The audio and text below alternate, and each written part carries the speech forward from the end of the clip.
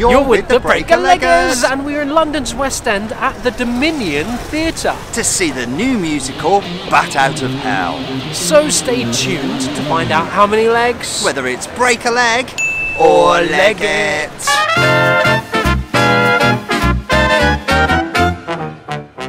Before you lovely people go any further, to make sure you've always got your finger on the theatrical pulse, for theatre news, reviews and interviews, just pop along down there, hit subscribe now. Hit subscribe now. Let us know your views on this show or any theatre you are passionate about. Come and join us in our Lego community. Yes. So Bat Out of Hell. Yeah. Well, based on the Jim Steinman written album, which was famously recorded by Loafs in 1977, one of the best-selling albums of all time. Interestingly, it was originally conceived as a musical by Jim Steinman. What, the album? The album was, yeah. Okay. And he sort of envisaged it as a post-apocalyptic version of Peter Pan and Wendy. Okay, is that kind of tie into what we're seeing now? Absolutely. Fast forward to 2017, just last year, and the musical finally got staged, firstly in Manchester, then at the Coliseum in London, yes. Then it did a quick tour over to Toronto. As you do. As you do. And now it's back, and it's here at the Dominion Theatre. And what a big house. We've just had an American in Paris here, and yes. Now this is another new show. Now, before here, which ran for ages and ages, was We Rock You. Yes. Epic kind of rock jukeboxy musical. It's kind of fits the same bill, right? Yeah, I mean, it seems like the natural home for it after the success of that show. Now, for Bat Out of Hell, we got our tickets through London Box Office. Thank you, London Box Office. They are a great website offering tickets for West End shows, special offers, show information, news and reviews. So check out the link in the description. Yes. Anything else we need to know about Well, this? the show is 2 hours and 40 minutes, including an interval. Okay. So that's when we'll catch them again. We'll see you then. So we've come to the interval of Bat Out of Hell here at the Dominion Theatre in London's West End, which means it is time for the Breaker-Leggers 30-second interval breakdown. Go! What do you think so far? It's a mixed bag. There are certain elements of the show that I absolutely love. It's really modern and there are some great standout single numbers, but on a whole, it's a bit painful at times, and the choreography I am really struggling with. What about you? I think it is an absolute visual feast. I think the plot and narrative is very disjointed, a bit of Romeo and Juliet and Peter Pan, but visually it's impressive.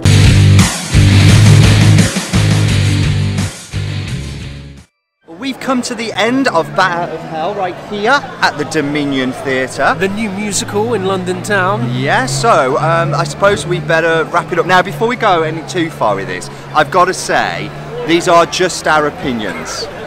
Why, are you already saying that these are going to be strong opinions that may not be shared by many people? Do you know what? That's all the same about is. anything. Yeah, I was going to say, everyone's going to have strong opinions. It is just our opinion. Do you know what? What are my thoughts? I think, as I said at the interval, it is a striking. Oh, thank you for tidying me up. It is a striking visual feast, especially the first act. I think the first act, they almost peaked in their creative ideas. There are some nice creative ideas in the second act, also. Yes. I think it's the overwhelmingness of the initial set. I mean, you're sort of used to it by Act 2. That's why Act 1, for me, is more powerful in that way. I don't think as much happens in the second act. There are don't get me wrong, there's still some very nice stuff. Actually, the introduction of a pool and water. Who knew there was pool and water in the second act? I believe it's the first ever London show that has an underwater costume change. An underwater costume change? Did you notice that? I barely noticed him go in the water. I was like, what was that? And then he came out. It was a costume change. Well, that's pretty damn impressive. The music is good. The music is rocking. You can tell. I understand why this album was a hit. The numbers are epic. Yes. They are driven. They go on and on. They're power ballads. And the point with Simon's writing is every number is a story in its own right. What the problem is trying to tie them all together in one narrative when every single story is a story, every single song is a story of its own, and that's where, for me, the whole thing comes undone. Because the plot to this makes We Will Rock You like Shakespeare, like Twelfth Night. It's It's the most pitiful excuse for a plot I think I have ever seen in musical theatre. Yeah, I agree. The problem with this show and where this show is going to lose legs, I think, for us and stars for other critical reviews, is probably going to be in the book. The book isn't strong at all. I didn't care one iota about any of the characters. But they could sing, and I wanted to see them sing. I wanted to see the set move and the lighting and the boom boom and the band play. But in terms of me caring about the characters, the book did nothing. It's because there was nothing established. There was no depth of character for a single one of the characters. You know, I haven't got it. You're given a newspaper at the start. Yes, every single seat. Here we go. So every single seat. You didn't have this. This is what you're given at the start. It's kind of a backstory, and I was trying to place. You know, if I hadn't have had a proper good read of this in the first 10 minutes of sitting down, I would be a bit confused as to what was going on. However, with this backstory, it still didn't do much. No. It wasn't thrown into a plot. The plot is in this. It's not on stage at all, and even then, it's as thin as the sheet it's written on, and that's a massive issue. The problem is I didn't care for the characters. You didn't care for the characters. I just didn't get the impression that anyone in the story particularly cared. None of it made narrative sense to me. I was questioning every single plot point. Why are they there now? Why is she doing that? Why is he doing that? Why are they there? What's going on? So we could passionately talk about the book and how we feel it is lacking any kind of substance for the rest of this review. However, let's put a lid on that now and let's move on to performances. Because there were some fantastic performances. There were great performances. It's such a shame when a great actor and a great vocalist gets a piss poor plot and gets material that, you know what, they are better than. And that happened a lot in this cast. Well, it didn't stop them from giving 150%. No. So, I mean, only that have was 100%. Well, no. It's Well, questionable. In maths, you can go beyond 100%. In finance, you get... Anyway, they drilled it home. Playing the role of Strat was Andrew Polek. Great vocal, young lad. Great. I think all the young ladies and young men are going to swoon over him. And he was believable as a rock and roll star, to be honest. I could see him as a Galileo in We Will Rock You. I could see him as the front man of a band, probably like a glam rock band. I think he'd be great. Suited the role, perfect casting, fantastic vocals. Also, Danielle Steers as Zahara. She's sort of the daughter, isn't she? No, that's not her. She's the nurse/rebellion-y one. Oh yeah, she had a lovely tone to her voice. Her number stood out in the first act, mainly because for me it was the first number where I actually heard some of the lyric. Quite often some of the vocal, because it's so rocky, the sound balance is so off and brash and out there. But her song, lovely vocal, and then into the second act also. Christina Bennington as Raven, you're thinking of, the daughter. That's who I'm thinking. I thought she was fantastic. Lovely, beautiful voice, a nice kind sweet of contrast. Voice, very sweet. Yeah, nice contrast to those more rocky moments, but then she could go right up into the rafters for some of those real high notes. Rob Fowler as Falco. What a rocky dude he is. He gets some real, in the second act, the real power ballads. Yeah, I mean, his character is completely and utterly confusing, but well, we're putting a lid on the book. He did a great... It's a bad book. He did a great job, an absolutely great job. I would also say that we had an understudy on tonight in the role of Tink. Tink. Not yes, pink, not we had Joseph Peacock, and I thought he was sweet. I thought he was quite adorable, really. Yeah, he did a really nice job. Yeah. He did sound. Lovely sound work. A lovely. Anybody else? I mean, the whole ensemble, they really did give it 100. And do you know what else I thought was really nice? I thought it was really nice that they let the work experience kid have a go at choreography. Emma Portner. Okay, so for leg assignment, he didn't like the choreography. I liked the choreography in isolation. My problem with the choreography is I didn't feel it went with what was being driven in terms of, and I can't even say narrative because it wasn't really narrative. It didn't work. It was just dancing for dancing's sake. And there was one number in the first act where I felt, do you know what? This choreography does not go at all with what is being sung on stage. Yeah. You didn't like the choreography. Period. Full stop. I've heard someone else. I'm going to coin someone else now. Sorry if I'm stealing this, but I've heard it. I've heard this show being referred to as the bastard love child of Grease and Cats. Like they got together and had a bit of a tussle, and then 18 years later, they had like children. See the parallel. Do you know? I can loosely see the parallel. That. If you see this and you see that parallel, comment below. What do you think of the choreography? I also found some of the staging ideas really, really creative, but it's sometimes confusing in terms of setting. For example, it's meant to be kind of a really hard, rough, kind of rocky, post-apocalyptic setting. Yet when someone dies, no spoilers, but when someone dies, lovely floral pillow. Where did that come from? Nothing ever grows in this rotten old hole except for this lovely floral tribute.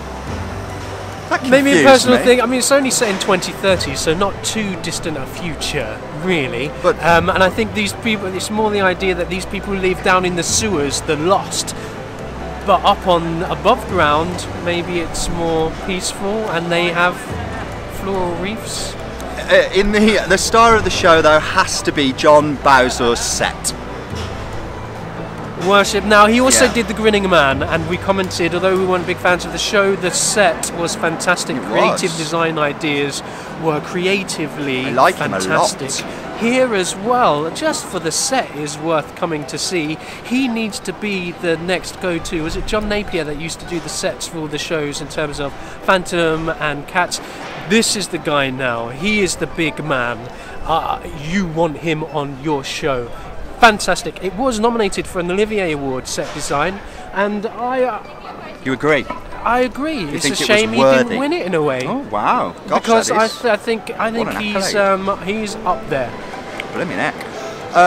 I've got to say, going onto the music again, I thought it was really well played. The sound balance was so off, and many of the vocals slipped underneath the music. From where we were sat, which is kind of midpoint stalls, and I would have hoped for better. It got better when there was kind of duets. Yeah, well, when there was less people singing. When there were ballads, and less musical instruments involved. Yes. But I know a little kind of tip about me. I was brought up on this album. I know every single word to every single song, and even I was losing lyrics, even though I knew what was going to be said. I just don't think that the magic of Jim Steinman's songwriting is particularly lifted or elevated to a new height in this piece. It doesn't need to be housed in this. Do you know what? You could have a Meatloaf concert with that set and those sort of elements of stage design and staging, and it would probably be more enjoyable than trying to stick a book through it. And that's probably, if you come with that mentality, you would probably enjoy it a lot more. I think when you class it as a musical and someone tries to put in this dodgy story and narrative that no one cares about, you just want the music. Yes. I just want to hear you sing. Yes. Show me the next set piece and some choreography as you sing. And we said much the same thing about Girl from the North Country. For us, it was beautiful songs sang in a lovely way. Check out our review up there.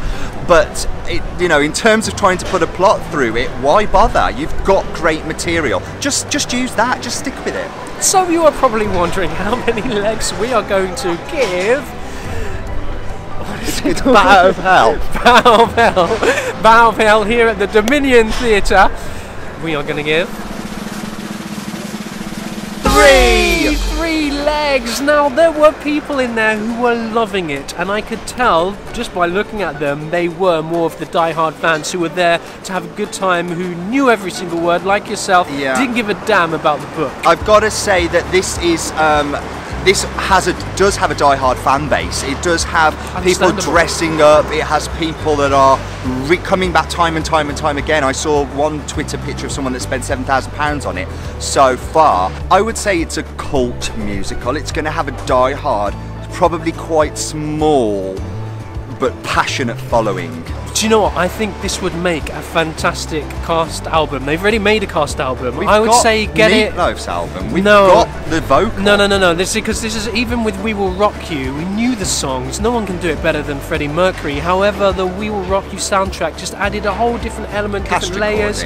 Yeah, cast recording with the harmonies and the ensemble. And I feel the same with this. I think it does make a great soundtrack, hearing those different voices and the ensemble. So that's one thing I will give it. And there are people in the audience who may not be diehards but appreciated what had been done. But that's just what we think. Interesting. Yeah, I would say it's just a 3. It's just a 3. I would have. Do you know what? They get you up on the feet at the end, and therefore it's a forced standing ovation. I had to leave because I didn't want to stand. Please don't force me to stand. I don't want to give it a standing ovation. That's a special, that's a sacred thing. It is Don't a sacred take it thing, away from me. But it's almost that kind of a musical that it gets everybody up and clapping at the end. Irrespective, if you want to see what's going on, irrespective of what you want, of how you feel about it. But hey, people are having a good time. If they appreciate it, you can leave if you don't want to do that. But you know, I was appreciative of the fantastic performances, fantastic vocals. Anyway, just remember, guys, that's just what we think. Just what we think. Comment below what you think, whether you agree, whether you disagree. Art is subjective, and we love to hear from our Lego community. Keep theatre fresh. We're the Breaker Leggers, and we'll catch you again soon. Bye.